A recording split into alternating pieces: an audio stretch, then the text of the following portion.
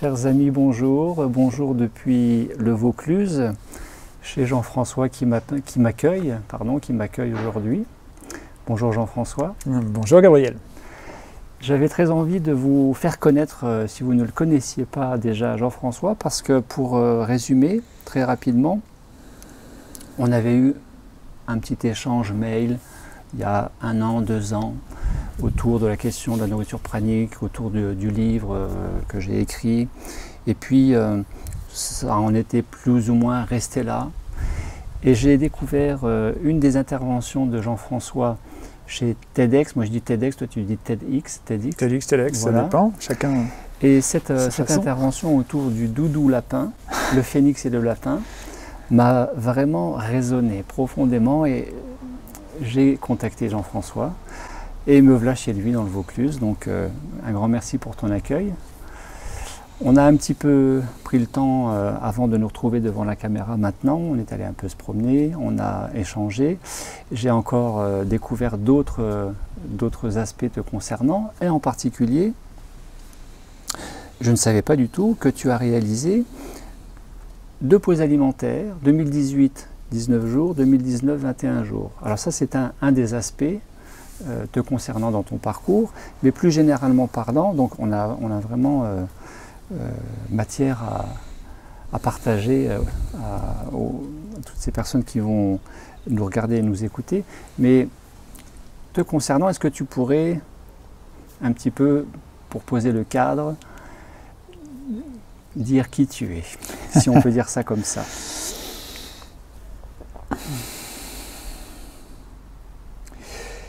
Pour mettre des mots sur tout ça, je me définis, d'ailleurs on le voit sur la page de mon site internet, je me définis comme terrien, déjà avant tout, et puis terrien open source. Alors il s'agit d'un terme assez contemporain, je ne pense pas qu'on l'aurait dit il y a 50 ans, ouais. Mais en tout cas une façon assez contemporaine d'expliquer que je me considère littéralement comme open source, ça veut dire rien ne m'appartient fondamentalement, tout passe par moi, donc mes idées ne m'appartiennent pas. Les objets aussi que je peux avoir, en fait, voilà, tout passe par les êtres, un temps donné, et j'ai choisi donc de vivre une vie expérimentale, alors à la fois nourrie par toute ma partie de chercheur, de recherche scientifique sur l'intelligence collective, donc une discipline de recherche qui vise à comprendre comment les systèmes vivants fonctionnent, et qui, à travers cette porte d'entrée scientifique, nous amène aussi à nous questionner sur notre société humaine, comment faire société aujourd'hui, comment faire monde, en sachant qu'on arrive peut-être à la fin d'un cycle, que les types d'organisations qu'on a eu jusqu'à présent ont peut-être touché le bout, mais une fois qu'on se pose cette question, on se pose la question de quelle société voulons-nous, comment vivre ensemble, ce qui veut dire aussi comment devenir ensemble, et ce qui nous amène bien sûr à la question de l'être en tant que tel, donc forcément aux questions spirituelles. Donc j'ai à la fois une vie expérimentale parce que, voyant un petit peu les potentiels évolutionnaires du monde, là où peut-être notre espèce va pouvoir évoluer dans sa conscience et donc dans ses structures collectives, dans son incarnation collective, eh bien pourquoi ne pas y aller aussi moi-même? Pourquoi ne pas déjà devenir, si possible, cette société-là, cet être humain qui à œuvrer à la fois dans la notion du développement personnel, ça veut dire chercher ce que je mets en obstacle de moi-même lié à ma propre histoire, mon enfance, mes traumatismes, enfin ce que chacun a, mais également aussi du développement transpersonnel, ça veut dire de questionner des choses qui ne m'appartiennent pas, comme par exemple les langues qu'on peut parler, l'alimentation, les codes sociaux, etc., qui peuvent aussi nous maintenir dans des niveaux de conscience archaïques, dont on n'a plus besoin aujourd'hui, et qu'il faut questionner aussi. Donc, pour me définir, là je vais un peu plus dans le faire, donc si je reviens dans l'être, je ne sais pas s'il peut se définir, je me définis comme donc un terrien heureux, déjà, très heureux, qui œuvre à cette joie, à ce bonheur, et puis qui se manifeste par de la recherche scientifique, par de la recherche bien sûr sur l'être et une vie expérimentale. J'avais envie aujourd'hui, et c'est le cas, de rencontrer l'être humain, l'individu et moins le professionnel, parce que, pour reparler de la base qui nous a réunis aujourd'hui, qui est cette conférence chez TEDx, pivot à tout ça, l'individu, le professionnel, le phénix, le lapin, etc., etc. Un autre paradigme d'une société dans une autre émergence de conscience, il y a la fameuse conscience. Et la conscience qui peut se décliner finalement dans tous les domaines. Il me semble que tu as un parcours, nous avons en réalité tous les deux, et tant de personnes aussi, mais tu as un parcours riche et autant riche que atypique, déjà toi-même avec toi-même. Dans ta vie d'aujourd'hui, il y a quelque chose de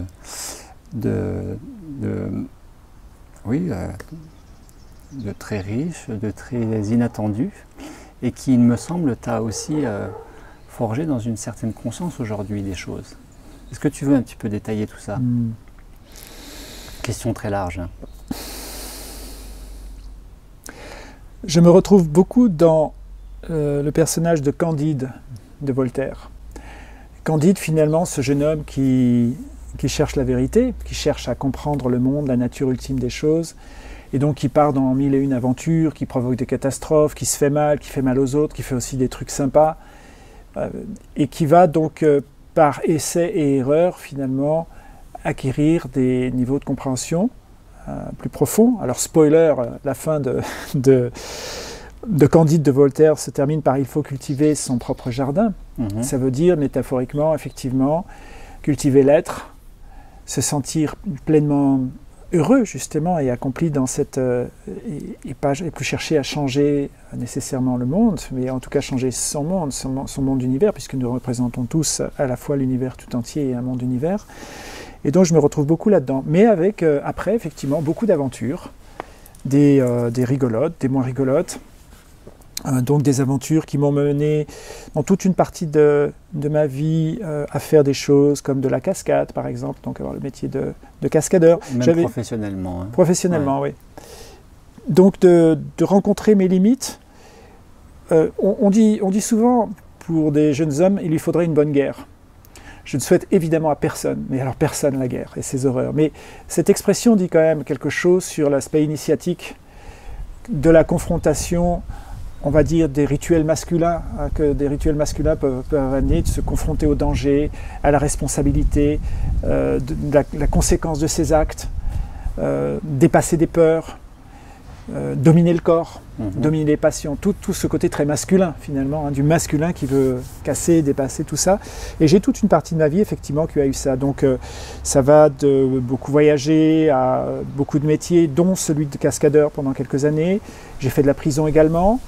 J'ai touché le fond du fond, et j'ai aussi, à travers ça, rencontré des moments d'illumination, d'extase absolue, en ayant justement tout perdu. Ce qu'on pourrait aussi appeler d'une certaine façon une NDE, Near Death Experience, hein, ou expérience de mort imminente.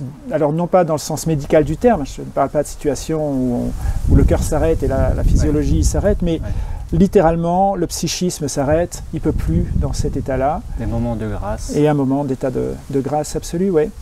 Donc ça fait partie de ça, oui. Est-ce que pour toi, au moment où le corps ne peut plus et quelque chose qui connecte à cette conscience expansée, qu'on appelle beaucoup moment de grâce dans le grand public, est-ce que ce serait lié à quelque chose de moins conscient qui passe par le lâcher prise, quelque chose lâche?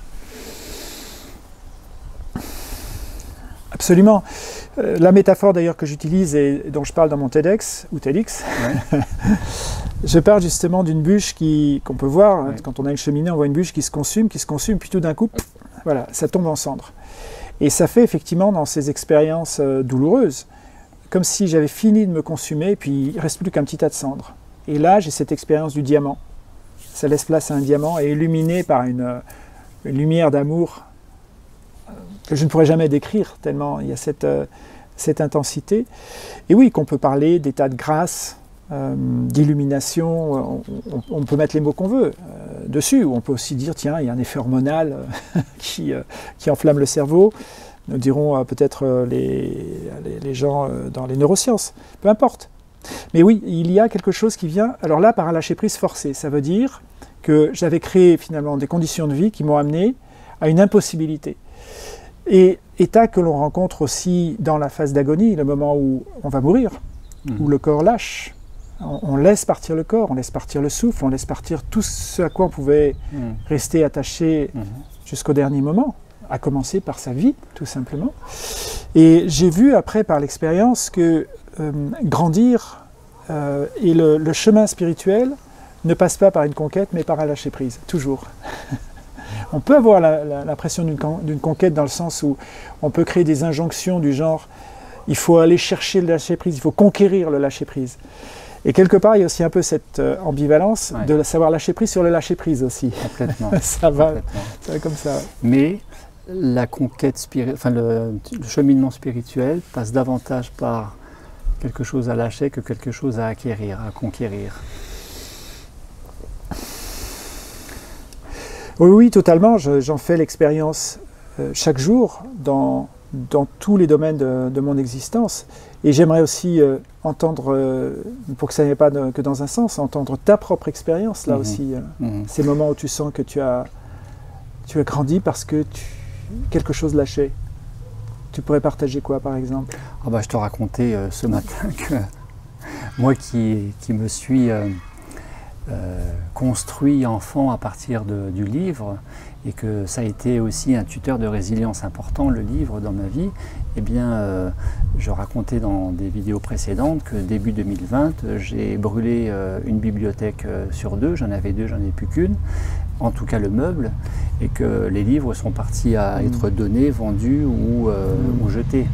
Donc ça, c'est aussi dans l'idée et dans ce que je ressentais profondément, de me libérer un petit peu parce que ça devenait encombrant. Alors j'ai encore pas mal de livres, mais ça procède aussi quelque part, et c'est pas forcément conscientisé, on ne sait pas c'est pas forcément comment, ni où, ni par quel intermédiaire ou par quelle modalité, mais le fameux lâcher prise. C'est pas toujours très conscientisé, donc ça c'est un exemple par exemple, et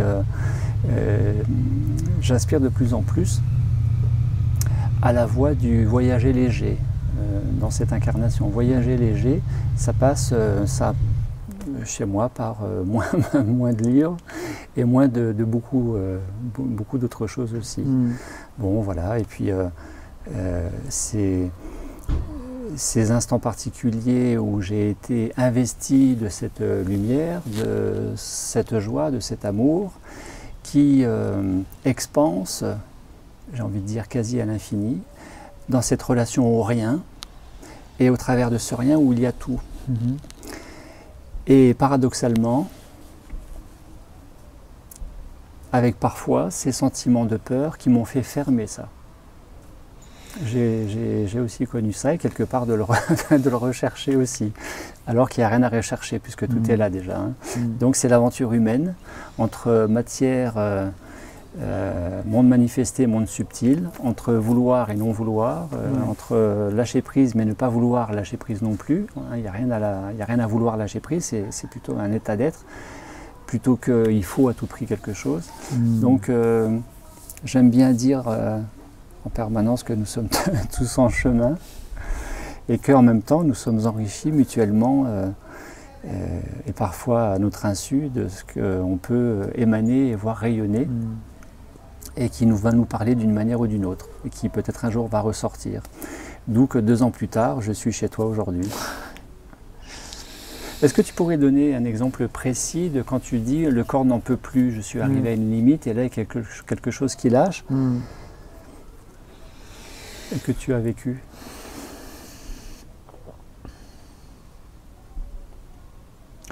Alors si par exemple je fais référence à ce moment en fait, que j'ai vécu 2 fois, j'ai eu vraiment besoin...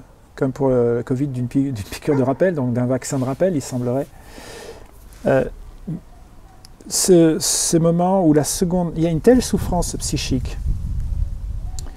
Donc me trouver dans littéralement ce cachot, puisqu'il fait 6 mètres carrés, j'y passe 22 heures sur 24, dans des conditions assez épouvantables.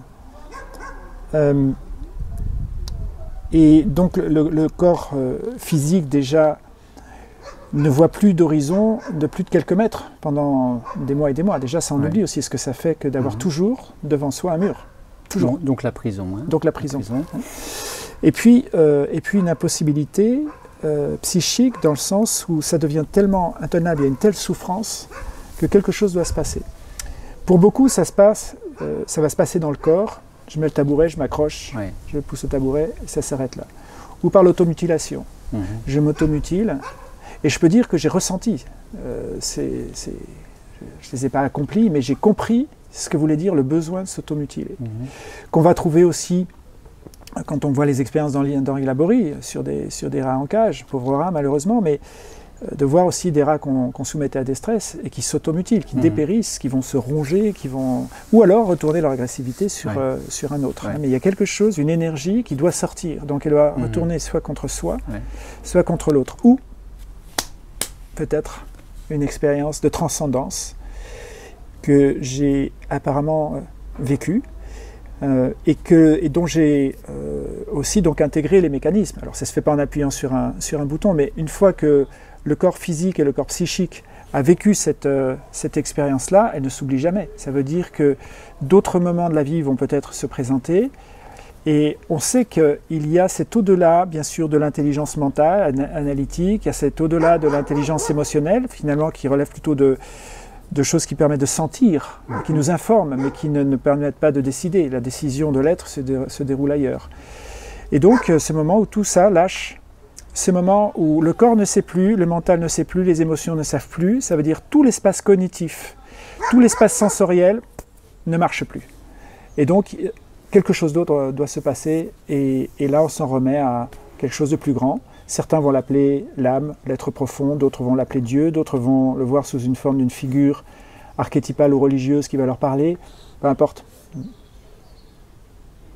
La beauté de ce que tu décris, c'est que c'est peut-être arrivé à tout le monde une fois dans sa vie, mais quand ça arrive, on ne sait pas que ça va arriver, et c'est pas la peine de le vouloir, de le rechercher, ça s'éloigne encore plus. Mais c'est l'espace du connu qui s'efface temporairement et laisse place à cette conscience expansée, rattachée à une telle félicité du ici maintenant, la joie, l'amour inconditionnel. Et je t'entends parler et je me transpose. Fin 2014, je suis à Paris. Je suis pour une semaine en formation professionnelle, que je reçois formation. Et je prends le bus tramway toutes les fins de journée de formation pour rentrer à mon studio que j'ai loué. Et c'est l'hiver, il fait froid. Il y a vraiment tout public parisien dans ce bus tramway. Il y a des gens propres, des gens sales. Il y a des gens limite de la rue. Il y a des gens très bien habillés. Il y a des maigres, il y a des gros, des grands, des petits. Il y a le chauffeur. Et puis, je ne saurais absolument pas expliquer ni comment ni pourquoi, mais subitement, tout s'efface. Et une ouverture, c'est pas géométrique, c'est pas espace longueur, largeur, haut, bas. Une ouverture, multidimensionnelle, j'en sais rien.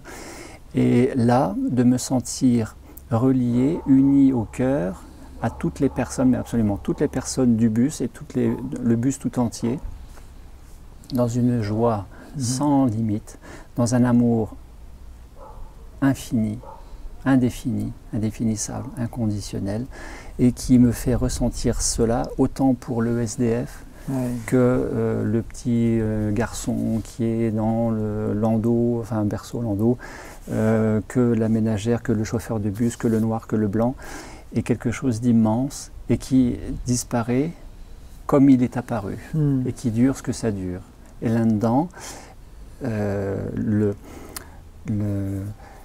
connu s'efface, mais le connu c'est aussi le mental, c'est aussi le contrôle, la volonté et la sensation à la fois de n'être plus rien et d'être tout. Le je qui est uni au nous. Et le nous n'étant pas du on, ça n'a rien à voir, le on et le nous. Le mystère est grand. Hein, et tout ça, au cœur de tout ça, la conscience. Je t'ai un petit peu, entre guillemets, résumé comme étant à la fois peut-être un promoteur de la conscience, un chercheur de conscience, mais sur un éveilleur de conscience. C'est un résumé un petit peu étiquette comme ça. Mais toi qui as fait une promesse à ton doudou lapin, enfant, que certes tu allais t'endormir dans le monde des adultes, vous regarderez ou vous reverrez cette intervention de Jean-François chez TEDx. Est-ce que tu t'es réveillé alors? Est-ce que le réveil a eu lieu depuis? Je distingue bien réveil de éveil, hein. Alors après c'est à ton niveau que ça se joue. Alors déjà, il y a toujours pour moi une précaution oratoire à prendre parce que quand on parle, tu vois, d'éveil ou de choses comme ça, pour beaucoup de gens, ça peut se comprendre comme une sorte de statut, comme si on avait atteint un statut, tu vois, un niveau. Presque un ultime. Ouais. Voilà. Et ça ne se joue pas là, il s'agit de parler que d'expérience, tout simplement. Et elle ne se joue pas dans des échelles, dans des comparaisons, mais simplement dans des expériences vécues, intérieures, etc. Et tant que nous sommes incarnés humains, ça reste du relatif, du plan du relatif. Complètement relatif, tout à fait.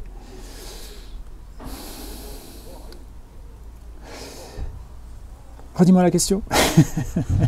Je ne sais plus. Je ne suis plus à 2 minutes en arrière.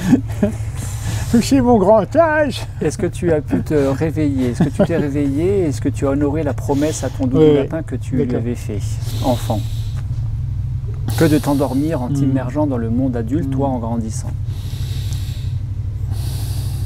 Alors effectivement, donc déjà tout petit enfant, il y avait l'impression, je prends une métaphore bien sûr, de vivre avec la prise branchée sur la conscience, une immense conscience de mon être, de l'étrangeté de l'incarnation aussi, et l'impression que,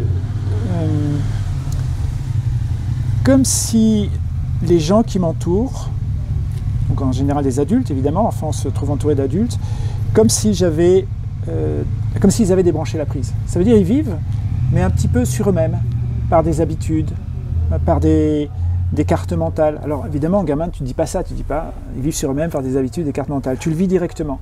Entre guillemets, endormi, et c'est la perception de l'enfant qui voit que l'adulte est un petit peu plus robot, voilà. Piloté par quelque chose, une mécanique. Comme s'il y avait une sorte de fonctionnement de surface, et je sentais qu'il y avait quelque chose de derrière tout ça, parce que j'avais l'impression, moi, de vivre derrière tout ça. Mais pour moi, grandir voulait dire débrancher un jour la prise. Ça veut dire rentrer effectivement dans une sorte de long sommeil. Et je pense d'ailleurs que le conte de La Belle au bois dormant nous raconte ça aussi. Donc sur un plan archétypal. Ça veut dire, tu sais que tu vas rentrer, tu vois, elle se pique le doigt au fuseau et tombe dans ce long sommeil de 100 ans. Et le prince charmant qui va donc en fait dans l'inconscient, avec donc dans les buissons, les ronces, dans ce château endormi, il s'agit en fait de l'être qui va là aussi rechercher très profond et éveiller cette princesse endormie au fond de soi. Et je pense que mon histoire personnelle et de tant d'autres, bien sûr, elle n'a rien d'original, colle à ce que raconte ce conte. Ce qui fait qu'effectivement, 20 ans plus tard, en analyse, je me remémore cette promesse, effectivement, que je faisais régulièrement à mon doudou, donc un lapin, effectivement, à qui je disais, je vais m'endormir, je le sais, j'en ai peur, mais je me réveillerai un jour. Je me fais cette promesse de me réveiller un jour. Donc il y a un peu l'effet aussi de La Belle au bois dormant qui dit que non, elle ne mourra pas, elle va tomber dans un long sommeil et se réveillera un jour. Donc il y avait ça. Et effectivement, donc X années plus tard, après moult aventures, je décide de faire une analyse pour vraiment là, ouvrir le coffre intérieur et puis sortir tout ce qu'il y a comme la boîte de Pandore. La boîte de Pandore, tout le bazar émotionnel, les croyances, les mécanismes automatisés, intégrés, mis dans le subconscient. Enfin voilà, cette merveilleuse aventure de découverte de soi, de libération, de nettoyer l'espace. Ça fait vraiment comme ouvrir une pièce dans laquelle on aurait un grenier dans lequel on aurait tout mis. Hop, on balance, et puis là on fait le ménage. Donc il y a bien toujours la même pièce. On restait la même personne, mais quel ménage intérieur on a fait, quoi. On a aéré, on a ouvert tout ça. Et donc, ça m'a permis de rebrancher la prise. Rebrancher la prise, ça veut dire de ressentir ce flux de conscience et ensuite de pouvoir l'écouter. Et ensuite d'aller vers d'autres étapes que va faire la conscience, mais qui nécessitait, et je le crois nécessaire chez tout le monde de toute façon, d'avoir fait ou de faire un très gros ménage aussi dans toute la partie psychologique de l'être. Je vois beaucoup de gens qui cheminent spirituellement, ils font un chemin authentique, il n'y a pas de doute, mais qui n'ont pas nettoyé cette partie-là.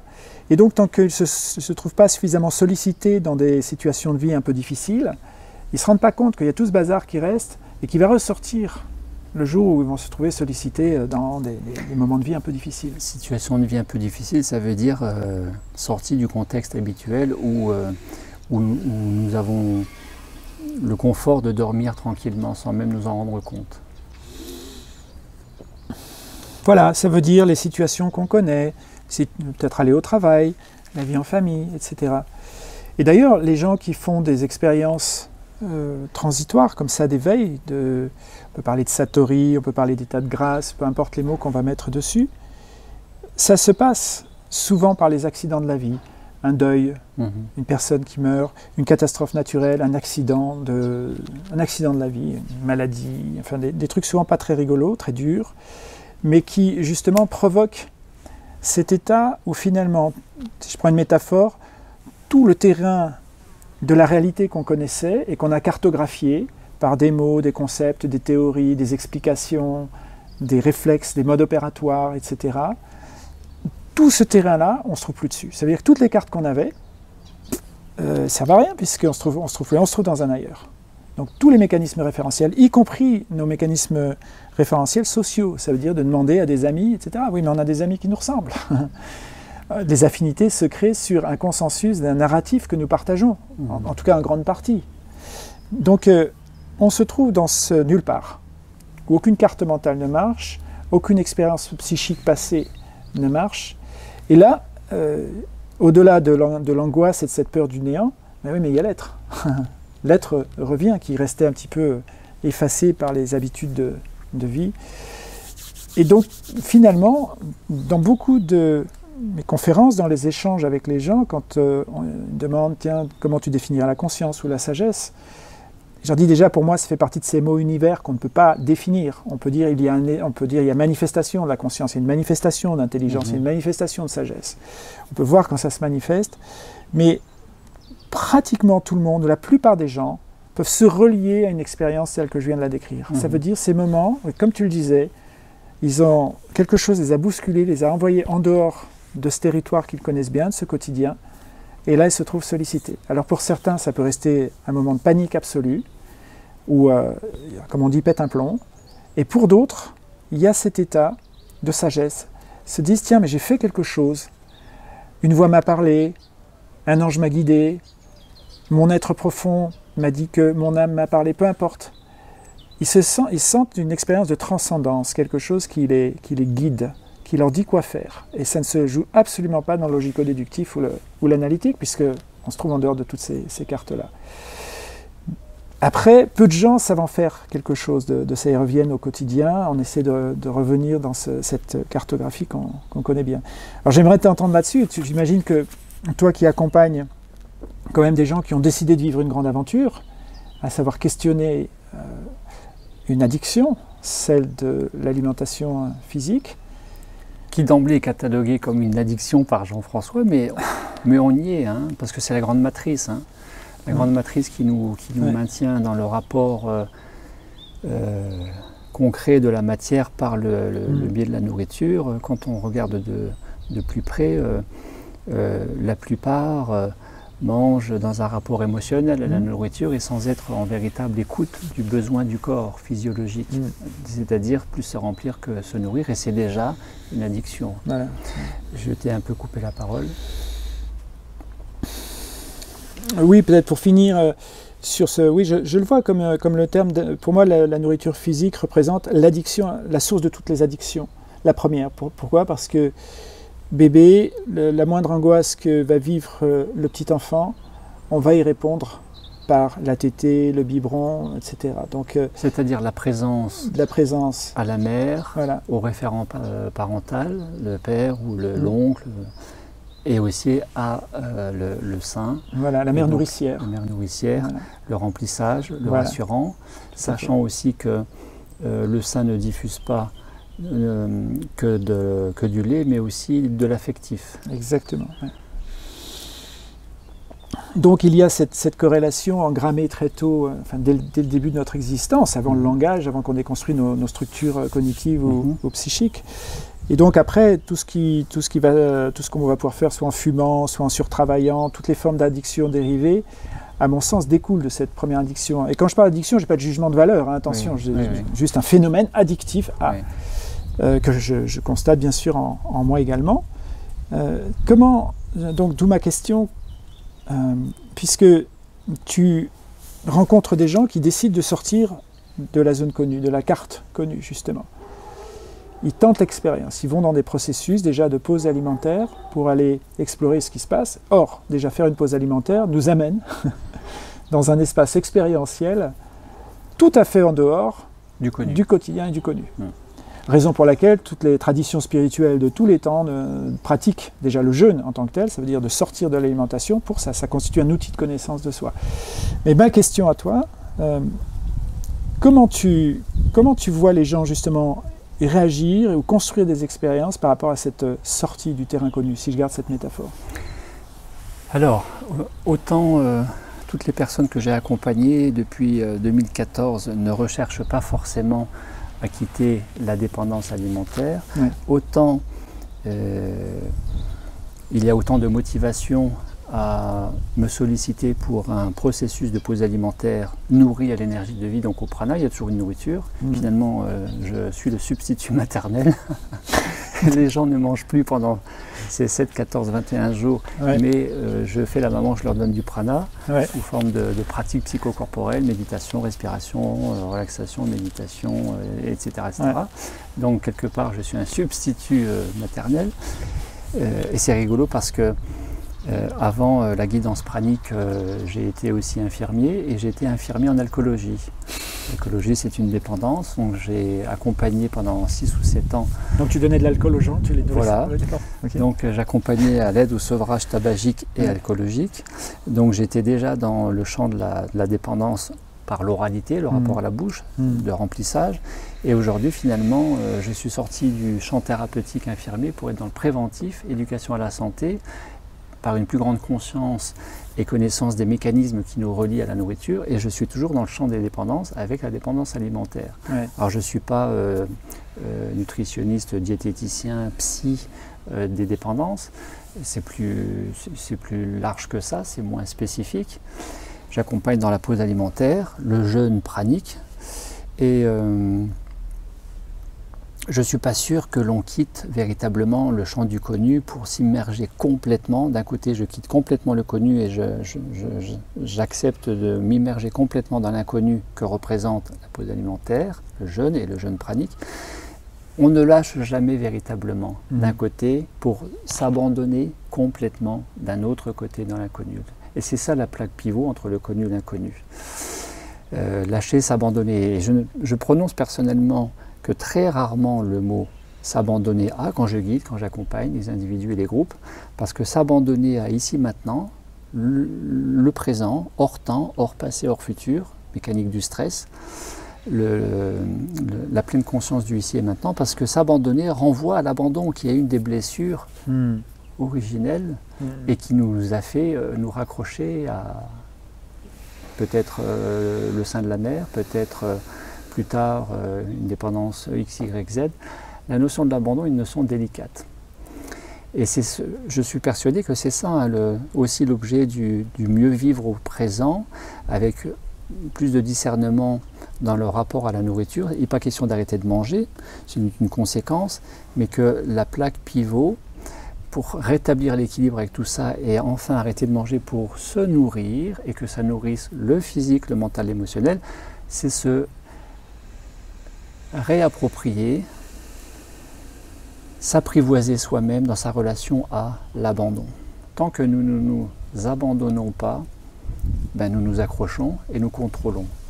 Et c'est là où je dis le mental c'est bien, les pensées, les émotions c'est bien, mais ça a aussi sa limite qui est celle de la mécanique du contrôle, qui n'est pas la mécanique de la maîtrise. Et la maîtrise c'est le propre du lâcher prise, de l'immersion dans cet ici et maintenant, qu'au travers de l'ici et maintenant, ça n'engage que mon expérience, il y a, au travers de l'ici et maintenant, et d'être présent, il y a la présence, et la présence est le divin. Or, nous sommes tous des êtres de lumière, nous sommes tous des êtres divins. Et c'est cette lumière-là que, consciemment, inconsciemment, sous une forme ou une autre, nous recherchons tous. Et au passage, chacun prend ce qu'il veut et vient chercher ce qu'il est venu chercher quand il me sollicite pour Gabriel, je m'inscris à ta retraite, je viendrai pour faire 14 jours, je voudrais faire 21 jours en ligne ou en résidentiel. Chacun prend ce qu'il veut, que ce soit simplement pour des considérations simples de santé, d'être plus libre par rapport à une dépendance, par rapport à une addiction sucrée, pour établir une flore intestinale parce qu'il y a une candidose, ça aide aussi, c'est pas forcément suffisant mais ça aide aussi, pour être mieux dans la gestion de ses pensées, pour être plus équilibré, plus apaisé dans ses émotions. Voilà, chacun vient chercher ce qu'il prend, mais c'est sûr que au final, il y a cette quatrième source de nourriture pranique, les 4 piliers de la nourriture pranique, le soleil, l'alignement en conscience, la conscience méditative du présent, ou au travers du présent, il y a ce rayonnement du cœur, et au travers du cœur, le Sacré-Cœur, donc le divin. Chacun prend ce qu'il prend. C'est la liberté. Alors, je t'entends dire dans la description justement des gens qui viennent pour des raisons diverses et variées, mais ces raisons, je les entends aussi chez les gens qui veulent pratiquer un jeûne. Or là, quand on vient te voir, on ne vient pas pratiquer un jeûne, on vient pratiquer une expérience pranique.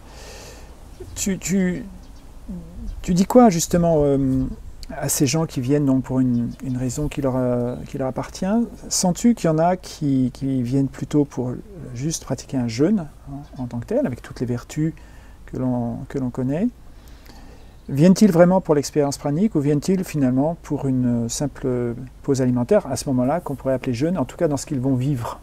C'est déjà de définir, de bien situer la différence entre les deux approches, les deux états d'esprit et les deux postures, entre vivre un jeûne et vivre une pause alimentaire pranique. Et bien dans le jeûne, beaucoup continuent leur quotidien et n'ont pas forcément besoin de faire un stage en tant que tel.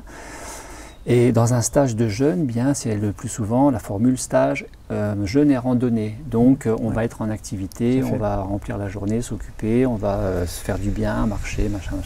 Mais il n'y a pas forcément la dimension introspective, intériorisation, il n'y a pas forcément la dimension retraite. Et dans tout ce que ça peut signifier retraite, il est question de se poser. Dans le jeûne, on ne va pas forcément se poser.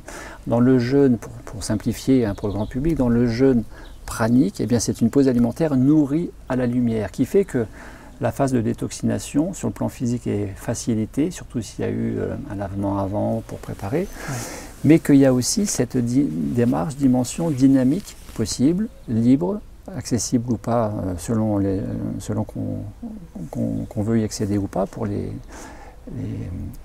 poseurs alimentaires. Eh bien il y a cette dimension d'introspection. L'introspection, chose que je guide que je propose en guidance, résidentielle et en ligne, n'a pas vocation à faire de la thérapie, mais simplement à favoriser, cultiver l'alignement d'une cohérence quant à mieux fonctionner dans son ensemble, le microcosme entre le corps qui ressent et la tête qui pense et les émotions qui sont entre les deux, quoi. Donc c'est un petit peu ça la démarche de l'introspection. Et c'est vrai que l'introspection, c'est quelque chose de plus délicat que simplement une imprégnation énergétique pranique, comme par exemple la respiration de l'arbre que j'ai décrit en vidéo l'été dernier à Fontainebleau. C'est plus délicat parce que ça va toucher des zones d'ombre. Or, c'est précisément dans ces zones d'ombre qu'il est aussi question de mettre de la lumière de la conscience, qui fait que notre équilibre dans notre névrose d'être incarné va être plus stable, plus équilibré et plus durable dans le temps. Être mieux dans sa peau, grâce à être un petit peu plus au fait de nos zones d'ombre et d'y mettre un petit peu plus de lumière. La lumière, c'est pas arrêter de manger, c'est au travers d'une pause alimentaire, qui effectivement peut durer des années, ça s'appelle l'état pranique, et bien d'être un petit peu plus rayonnant, tel le soleil qui rayonne librement sans condition, qui est la joie du cœur. Et la joie du cœur, l'amour qui peut émaner de ce centre, de ce foyer, il est précisément entre le bas, en bas, le cerveau des émotions, le ventre émotionnel, le miam-miam, et le haut, le centre du cognitif, du mental, du blabla. Et c'est justement parce que nous sommes, je dis bien nous, trop dans le mental ou trop dans les émotions que nous avons recours à la béquille alimentaire, manger par émotionnel. Et parce que nous sommes trop peu au milieu. Et si nous étions au milieu, il y aurait l'équilibre. Et quand il y a l'équilibre, eh bien, il y a des pensées, il y a des émotions. Il peut y avoir manger, mais dans l'équilibre, dans le respect des besoins du corps. Et sans que ça ampute sur la joie liée à ici et maintenant, en conscience. Plus de conscience, moins de mental. C'est un petit peu tout ça la démarche d'une pause alimentaire pranique. Chose que, a priori, en jeûne simple, moi je n'ai jamais fait un stage de jeûne, mais mes stagiaires qui ont déjà fait des stages de jeûne le décrivent. C'est moins fatigant dans un jeûne sur le plan mental émotionnel, c'est peut-être un peu plus fatigant sur le plan physique parce que c'est un jeûne, il n'y a pas de nourriture. Dans un jeûne pranique ou une pause alimentaire pranique, tous mes stagiaires me disent, ceux qui ont fait du jeûne avant, c'est plus facile sur le plan physique parce qu'on est nourri de la lumière et le corps est une structure densifiée de lumière, donc on lui donne de la lumière, ça fonctionne mieux, mais c'est un peu plus fatigant sur la question du mental émotionnel parce que associé à la détoxination, il y a une détoxination plus subtile que le corps embraye dans sa multidimensionnalité qui est le déconditionnement. Et ça va chercher un petit peu les résistances, les contrôles, les mécanismes liés à l'inconscient, subconscient, enfin toutes ces zones d'ombre qui sont bien entretenues par nous-mêmes, nous tous.